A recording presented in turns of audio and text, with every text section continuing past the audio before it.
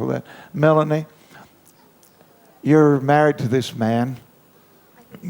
Yeah, I think so. You think you are? Well, I'd encourage it if you weren't already. You've been hanging out with him a long time. You may as well do it. So, Melanie, living in the atmosphere of the move of God like you do, like 6 nights a week, you're in a move of God. Yeah. Meetings that you guys run meetings for hours. Yeah. And you're in these meetings for hour after hour after hour. What's it like being like that, living that sort of lifestyle? It's everything I dreamed it would be, yeah. I love it.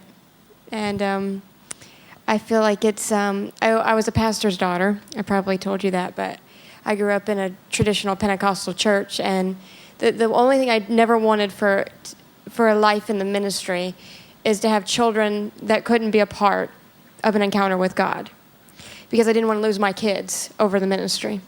And I grew up around a lot of kids that didn't want to have anything to do with church because of their parents being in ministry, and I ran away from God and almost died at the age of 17.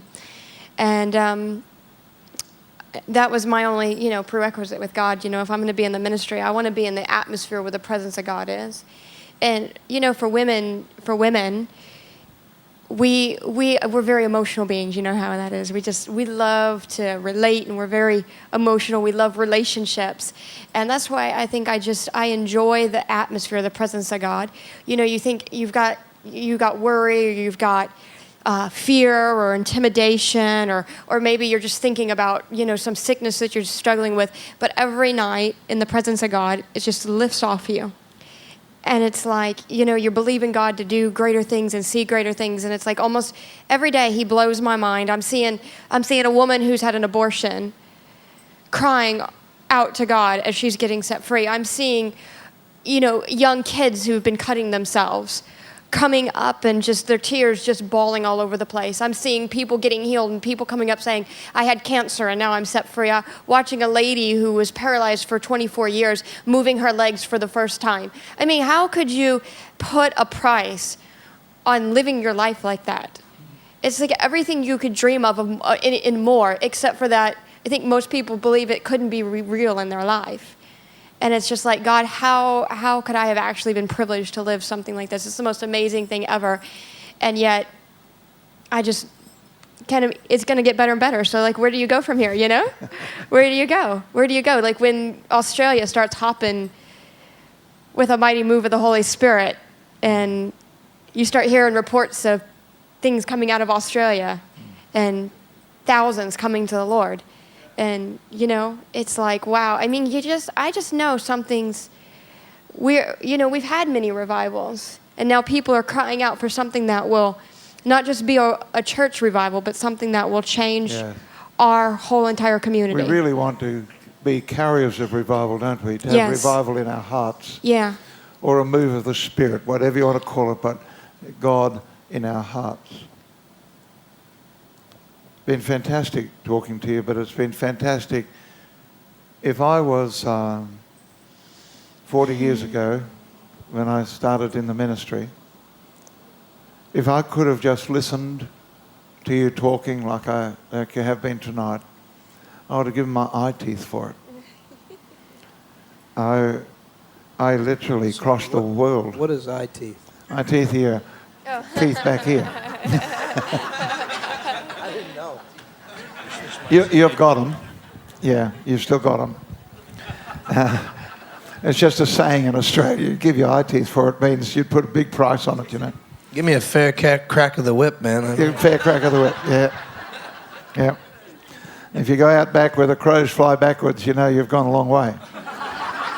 And if you go past the black stump, you really have gone a long way. I've been flat out like a lizard drinking, so I just...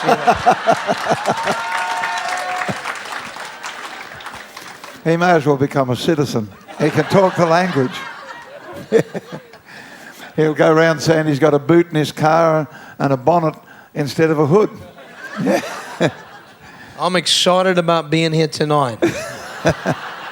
So, we went to Wales in January, starting this year. And we were only supposed to be there 4 nights. And 4 nights turned into 2 months. We had to rent an apartment in the middle of Cardiff City. And in a place where the Welsh revival began in 1904, I stood, and listen to this, I didn't even tell you this.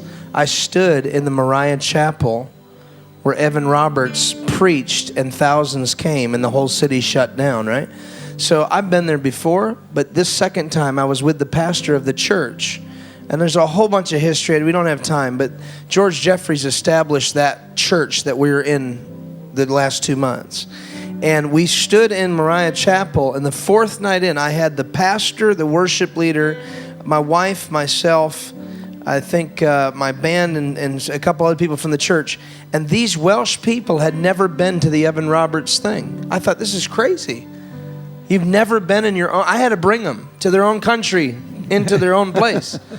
And I just stood behind the pulpit, Pastor Clark, and I started singing, on bended knees I come, with a humble heart I come, bowing down before your holy throne. And Richard, the worship leader, came up to this untuned piano. And you can't fit a keyboard, a drum set, nothing in this church. It's wooden pews. It's the old Welsh style church. You ever seen one of those before? It's packed in there. You're like sardines. You can't even get up to go to the toilet because you do, and you'll trip over 8 people. So, and the presence of God just fell in the place, and we could not leave our seats for 25 minutes. And I wept uncontrollably. I have not wept like that in years. And I felt like there was something residue or something that got on me. And all of a sudden, that next meeting just broke open in Wales. And so we have so far, real numbers, like over 5,000 people have come through the doors, and they don't leave until 1 o'clock in the morning. We have to peel them off the floor to get them into their cars, and we tell them now, bring designated drivers with you. And that's what revival, and they're kind of like, you can't say the name revival, and we went on this whole thing, what is revival and everything. Look, revival is reviving something that's become dormant. And people got up and testified. They go, I don't know what you call revival or an outpouring or a renewal or whatever. All I know is 10 years ago, I was not praying like I'm praying right now. 10 years ago, I wasn't worshiping like I'm worshiping right now. 10 years ago, I've never touched God 10 years ago like I am right now. That's the testimonies that started coming out. And so we're going back in the month of May. We have committed another 2 months to go back, because what happened is something different, Pastor Clark. I've never done this in my life. Instead of having one church where everybody comes to that one place, what we did is we started taking it to all the ministers' churches around in the area. And come to find out, Evan Roberts did that, and that was the success of the Welsh revival. And I didn't even know that.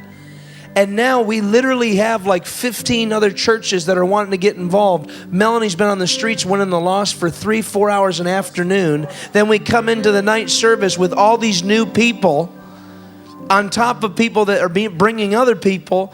And the power of God is just soaking these people for hours into the night. And somebody says, why do you have long meetings? Why do you go so long? You know what I tell them? Because that's how long it takes with you to get your mind out of your